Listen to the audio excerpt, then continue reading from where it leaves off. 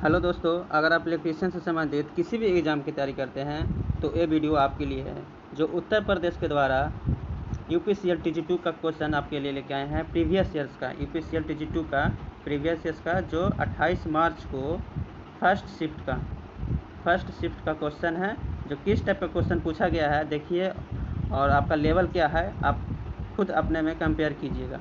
तो देखिए, आपके लिए सिर्फ इलेक्ट्रीशियन का क्वेश्चन लेके आए हैं जो आपको इस वीडियो में आपको दिखाया जाएगा। तो देखिए, आपको इसका क्वेश्चन देखिए, आपको इलेक्ट्रीशियन का सिर्फ क्वेश्चन आपको दिखाया जाएगा। देखिए, फर्स्ट क्वेश्चन आपको पूछा गया था, निम्न में से कौन परिमाणीय अंतराल पिच को परिभाषित करता है। किसको? पिच के बारे में पूछ रहा है आपको, पिच के बारे में।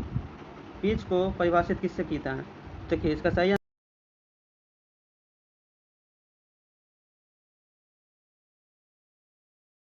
कॉइल के प्रारंभ में जो है कि दूरी होता है। जैसे कॉइल है इसका, तो यही बोल रहा है फर्स्ट यहाँ शुरू हो गया, इसका शुरू ये हो गया, तो इसका बीच का जो दूरी होता है उसको पिच बोलते हैं।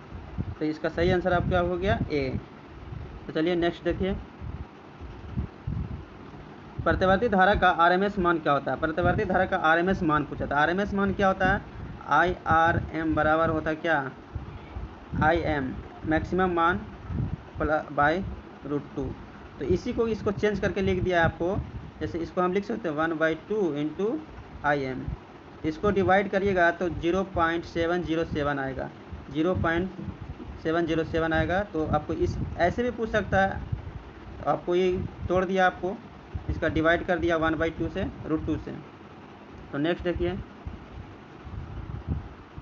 सर्वोपरि संरचना प्रणाली में कितनी दूरी पर उच्च वोल्टेज डिश धारा जो होती है हाई वोल्टेज AC धारा से कम होता है, उसका लागत जो है हाई वोल्टेज DC से हाई वोल्टेज AC से कम होता है। तो 6 किलोमीटर से अधिक की दूरी को अगर आप ट्रांसमिशन करते हैं, ले जाते हैं, तो आपको लागत उसका कम पड़ेगा। किससे? AC से कम पड़ेगा। तो देखिए नेक्स्ट क्वेश्चन,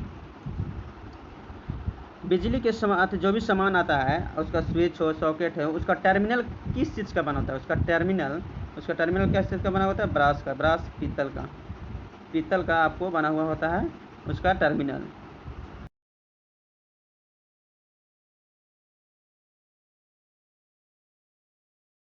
दिया हुआ है क्या होगा? तो 3 फेज प्रणाली के बीच का अंतरे पूछ रहा था। इसको सिंपल है, आप कोई भी बता दीजिएगा, RYB। तो इसके बीच में कितना डिग्री का होता है?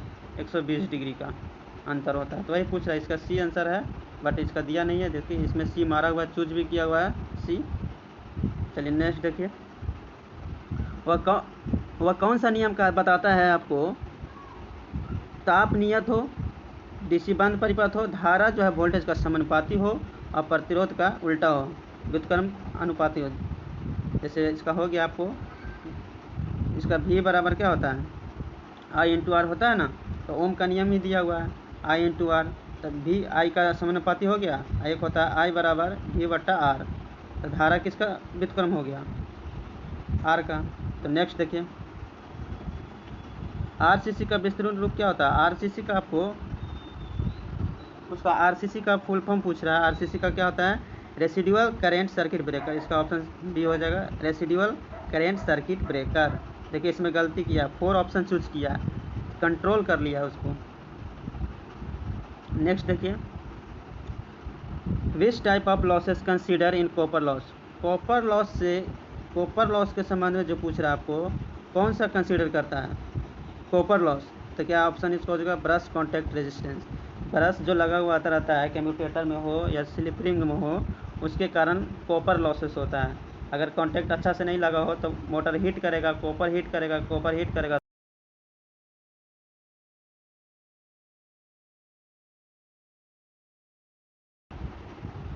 आपको 9 नंबर क्वेश्चन है, एक उत्पादन केंद्र जो विद्युत ऊर्जा को लिए बड़े स्तर पर जल जो है स्थिति ऊर्जा में होता है। स्थिति ऊर्जा में जल किस प्लांट में होता है?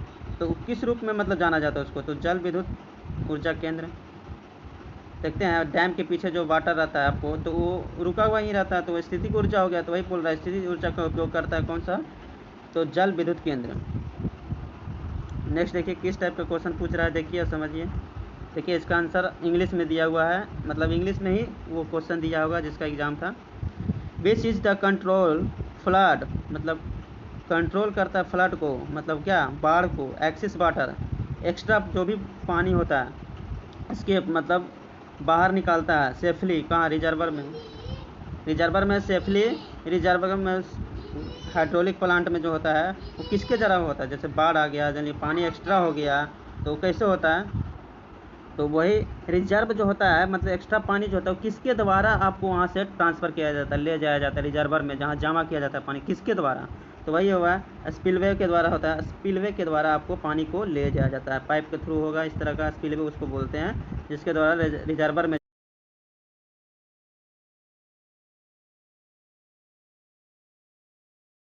जनरेटर का जो है इंटरपोल कॉइल जो है कैसे संयोजित होता है, मतलब उसका जो है कनेक्शन किस टाइप का होता है, तो उसको होता है आर्मेचर वाइंडिंग के साथ श्रृंखला में, सीरीज में होता है। इंटरपोल का कनेक्शन कैसे होता है, आर्मेचर वाइंडिंग के साथ सीरीज में होता है। नेक्स्ट देखिए, डीसी मोटर को गति बढ़ाने पर कौन सा प्रचलन बढ़ेगा। डीसी मोटर में जो है अगर मोटर का गति बढ़ाते हैं, स्पीड अगर बढ़ाते हैं मोटर का, तो क्या बढ़ेगा, बैक ईएमएफ, फर्स्ट ईएमएफ बढ़ेगा, बैक ईएमएफ आपको बढ़ जाएगा। और वही अगर जनरेटर रहता तो जनरेटर का अगर स्पीड बढ़ाते हैं तो क्या, मेरा वोल्टेज भी इंक्रीज हो जाएगा। तो इसका पूछ रहा है मोटर का, इसीलिए बैक ईएमएफ हो जाएगा। नेक्स्ट देखिए, उस अर्धचालक क्षेत्र को क्या कहा जाता है जिसमें इलेक्ट्रॉन की अधिकता होती है, जिसमें इलेक्ट्रॉन अधिक हो, इलेक्ट्रॉन अधिक हो उसको क्या कहा जाता है, एन टाइप, एन टाइप कहा जाता है अर्धचालक। वही पूछ देता है होल अधिक हो, होल अधिक हो तो क्या हो जाएगा, पी टाइप, पी टाइप। इसका सही आंसर हो जाएगा बी। नेक्स्ट देखिए, भू संपर्क आर्थिक जो है मैट का प्रयोजन क्यों किया जाता है। भू संपर्क जो करते हैं हम लोग ज़मीन के अंदर जो मतलब भू संपर्क करते हैं, तो मैट का यूज क्यों होता है, मैट का यूज क्यों किया जाता है। मैट का यूज इसीलिए किया जाता है ताकि प्रतिरोध कम हो, ताकि करंट अगर शॉर्ट सर्किट हो तो आसानी से मेरा पृथ्वी के अंदर जो है, पृथ्वी के अंदर नीचे आसानी से करंट जा सके। मैट का इसीलिए उपयोग किया जाता है ताकि करंट इजीली मेरा फ्लो हो जाए, शॉर्ट सर्किट के कारण, ओवरलोडिंग जो भी होता है शॉर्ट सर्किट के कारण मेरा करंट नीचे चला जाए। नेक्स्ट देखिए,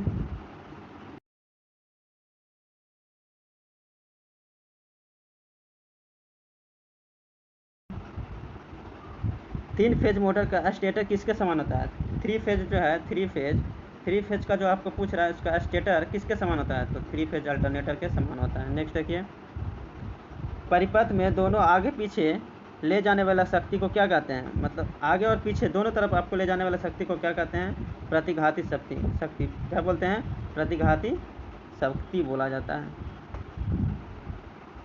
नेक्स्ट देखिए,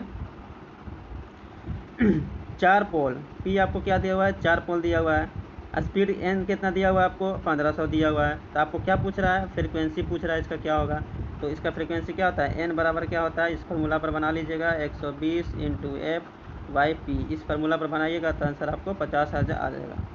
नेक्स्ट देखिए, पोटेंशियल ट्रांसफार्मर किस प्रकार का ट्रांसफार्मर, देखिए पोटेंशियल ट्रांसफार्मर जो है स्टेप डाउन ट्रांसफार्मर, वोल्टेज को स्टेप डाउन नीचे करता है, तो पोटेंशियल करंट ट्रांसफार्मर हो जाएगा, तो स्टेप अप ट्रांसफार्मर हो जाएगा। करंट ट्रांसफार्मर सीटी के बारे में पूछेगा तो क्या हो जाएगा, स्टेप अप हो जाएगा, स्टेप अप। तो ये पूछा क्या है पोटेंशियल के बारे में, तो ये स्टेप डाउन हो जाएगा, सी आंसर हो जाएगा इसका। नेक्स्ट देखिए, वोल्टेज गारंटी के अनुसार 251 वोल्ट से 600 वोल्ट के 650 वोल्ट के बीच का वोल्टेज रेंज क्या कहलाएगा आपको, तो उसको मध्यम वोल्टेज कहते हैं। वही 250 तक बोलता तो क्या हो जाता, निम्न वोल्टेज हो जाता, और 650 से ऊपर बोलता तो उच्च वोल्टेज हो जाता है। तो इसका सही आंसर क्या हो जाएगा, मध्यम वोल्टेज। डीसी जनरेटर का ईएमएफ समीकरण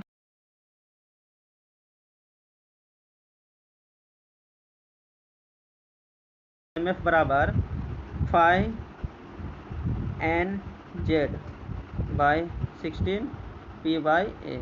तो आपको फाई क्या हो गया, आपको फाई हो गया, एन हो गया, जेड हो गया, पोल हो गया, आर्मेचर का समांतर संख्या हो गया, फ्लक्स हो गया, स्पीड हो गया, चालक हो गया, जेड बराबर चालक हो गया उसका, यही इसका आंसर होगा, इसमें दिया हुआ नहीं है।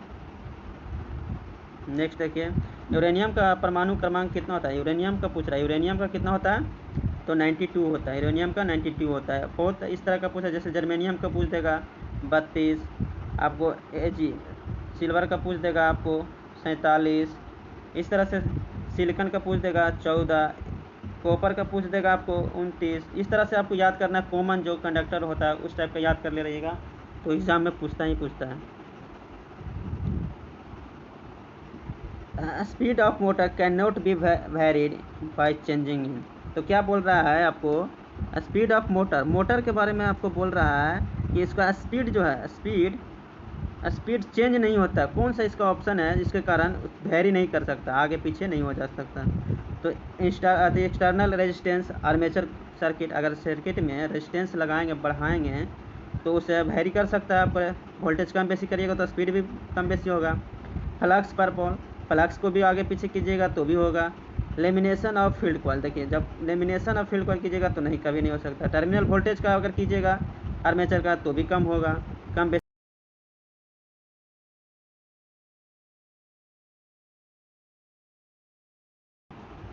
नेक्स्ट देखिए, एक कला संयोजन, एक कला का जो है, देखिए यहाँ पर ऑप्शन देखिए, क्वेश्चन देखिए, एक कला मतलब एक फेज के लिए आपको पूछ रहा है, संतुलित असंतुलित भार में शक्ति को मापने के लिए आप किसके द्वारा संभव है, 3 water, 2 watt metre, 4 watt metre. ये जब हम मेरा फेज एक ही है तो हम 2-3 क्या क्यों यूज करेंगे, एक ही वाट मीटर से हम माप लेंगे। तो इसका सही आंसर है आपको 4 ऑप्शन, 1 वाट मीटर विधि। वही आपको पूछ देता है 3 फेज में, इसका 3 फेज में पूछता था क्या हो जाता है, संतुलित और असंतुलित के लिए 2 वाट मीटर होता है, 2 वाट मीटर होता है आपको मापने वाला। नेक्स्ट देखिए, जर्मेनियम का परमाणु क्रमांक कितना होता है। देखिए जर्मेनियम का आपको पूछ रहा है, जर्मेनियम का क्या पूछ रहा है, प्रोटॉन पूछ रहा है आपको। तो जर्मेनियम का प्रोटॉन कितना होता है, पहले तो आपको परमाणु संख्या याद ध्यान रहना चाहिए था। परमाणु संख्या क्या होता है जर्मेनियम का, 32 होता है। और परमाणु संख्या को क्या कहता है, इलेक्ट्रॉन कहा जाता है। इलेक्ट्रॉन परमाणु संख्या, इलेक्ट्रॉन बराबर क्या होता है, प्रोटॉन होता है। तो प्रोटॉन का आपको पूछ रहा था, इसका 32 हो गया। क्वेश्चन को घुमा दिया सिर्फ। अगर जर्मेनियम का आपको पता है, रूल पता है आपको, इलेक्ट्रॉन बराबर प्रोटॉन होता है और परमाणु संख्या को इलेक्ट्रॉन कहते हैं, बराबर होता है। तो इसी टाइप से पूछा जाता है, इस टाइप का क्वेश्चन पूछा था। और अगर आपको इसके आगे क्वेश्चन चाहिए तो प्लीज़ कमेंट करके बताइएगा कि आगे का क्वेश्चन चाहिए तो। और देखिए किस टाइप का क्वेश्चन था, अगर चाहिए तो प्लीज़ कमेंट करके बताइए, शेयर कीजिए। Thank you.